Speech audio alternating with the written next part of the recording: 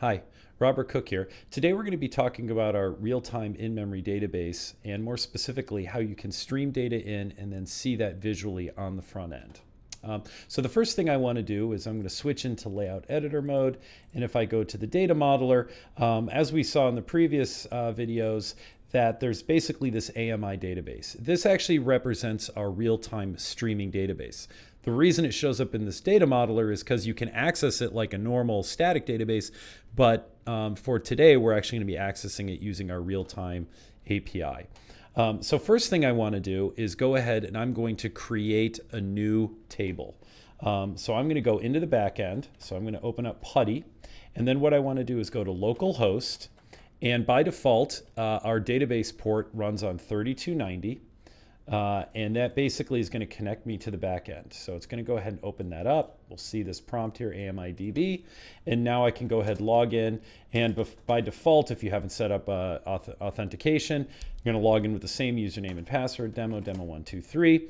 And now you're basically logged into our in-memory database. And you can run things like you normally would run on a normal SQL database, show tables. This gives you a list of all the tables. But in this case, I want to basically go ahead and create a new real-time table.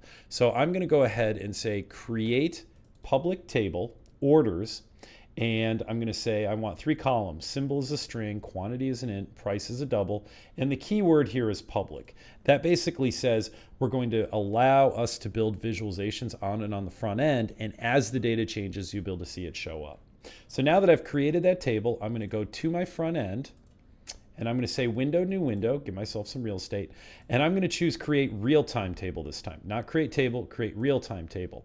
Choose orders, real-time table, next, and finish. So now we've got basically a visualization here where you can see any data that we stream in. So the first thing I'm going to do is just go ahead and insert a record into that table here. So I'm going to say insert into orders, values, Microsoft. We'll choose a number, random number for the quantity, and then the price will be 50 spot 5. Go ahead and hit insert.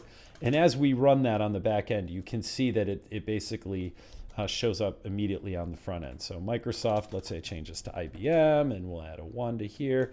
So basically now you can see that that data is streaming in. All right, so there is a very simple but very powerful example of being able to more or less run data, insert it in through the back end, and then see it immediately show up in the front end. Now I'm going to do another type of visualization, which is going to be an aggregate visualization. So I'm going to say add panel to the right. And I'm going to say create a real-time table. This time I'm going to choose aggregate. I'm going to go back to the order, say next. But what I'm going to do is more or less group things up by symbol, and I'll just leave it as the sum for those two guys. So now we've got things grouped by symbol. We've got the count, total price, total quantity. And as I insert data into that, you can see that both of these tables are reflecting that in real time. So very simple example again, but powerful example of how you can insert that data. You'll see these green buttons show up just unlike all the other visualizations, so you can create relationships to and from and all of that fun stuff as well. So I'm going to go ahead and do that quickly. So what I want to do now is say when you click on IBM, only show me the IBM orders. When I click on Microsoft, only show me the Microsoft orders. So just like you would do with all the static stuff, I'm going to say add relationship between these guys, and I'm going to say I want to take the source column symbol and match that to the target column symbol. Go ahead and say update relationship. I click on IBM. Now we see the IBM records. I click on Microsoft.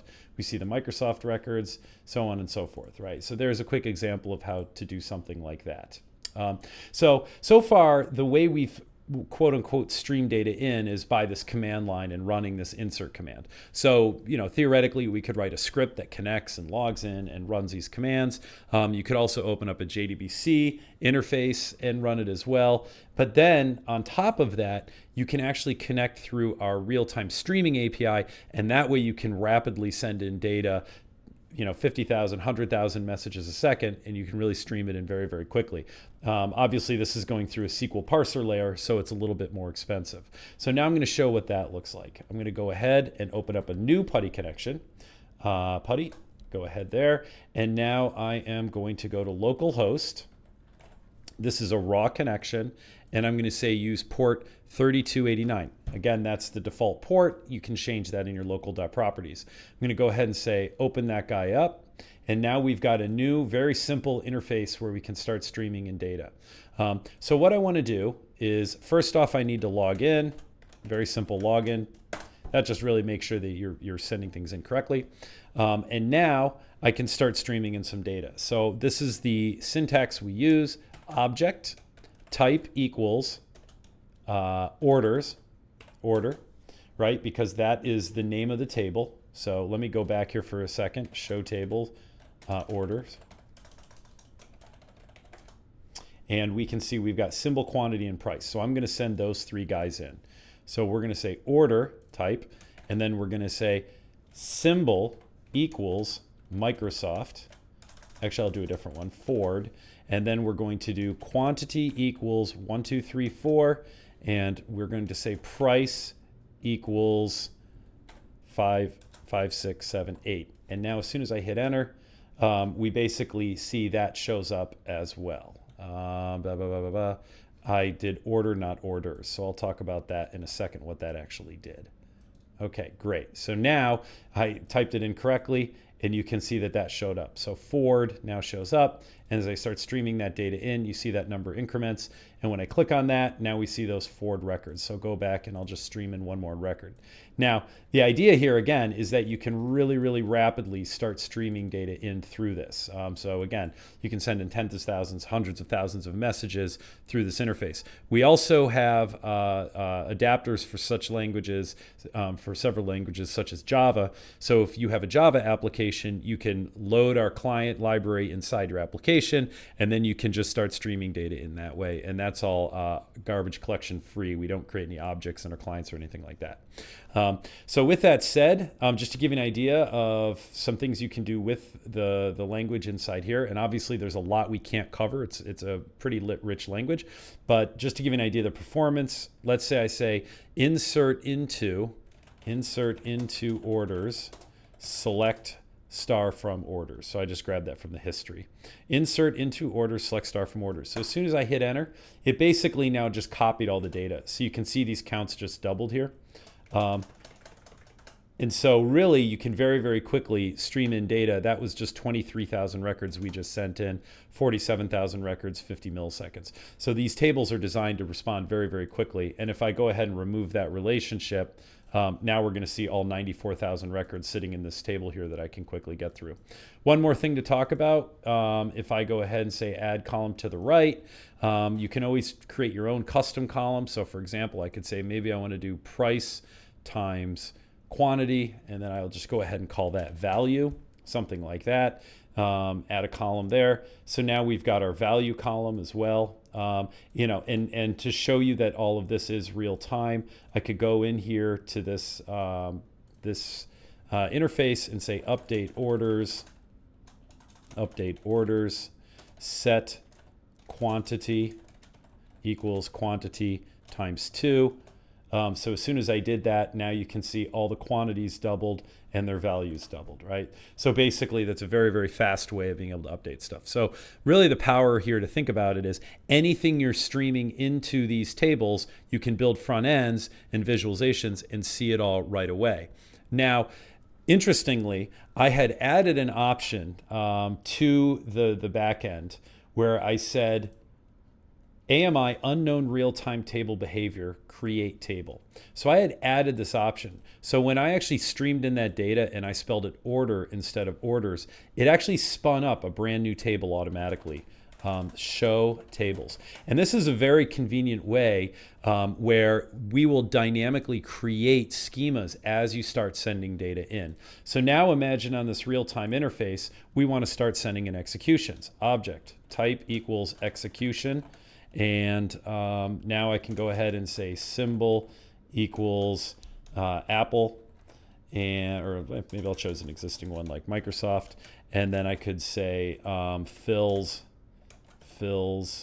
equals 400, open equals 600.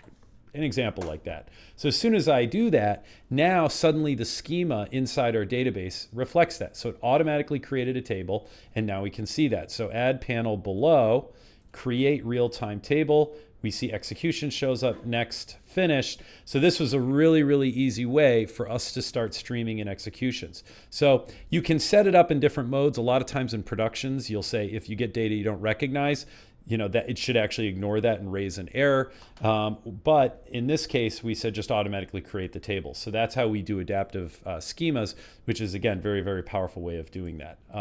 Now, just to round this out here, all these tables that are in this database, you can still treat them as though it's a static database. So I can go data modeler, go to the database, say I want to look at my orders, next, I can run a test, and then say finish, and now I've got a data model which represents those orders. Now I can add a visualization on top of that, choose a table, go ahead and hit submit. Now we see that data.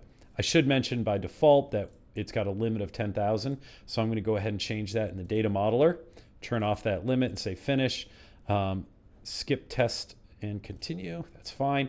And so now we've got all 94,000 records sitting in this table. And to be clear, there's 94,000 records sitting in both of these tables, but only one of them is going to update automatically if we were to run something on the back end. So when I update that, these tables updated, this one did not. I would need to rerun the query in order for it to do that. So fundamentally, that gives you an example of the difference between a static table and a real-time table. Of course, I could go ahead and say, edit the underlying data model and say, I want to auto requery, every 5 seconds, and then it will update every 5 seconds.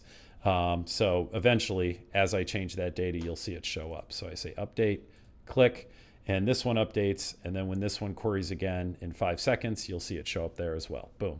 But that gives you an idea between the real-time and static stuff.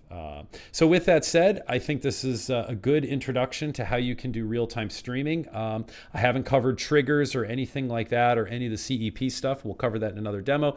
But as always, have a good one. Thank you. Bye.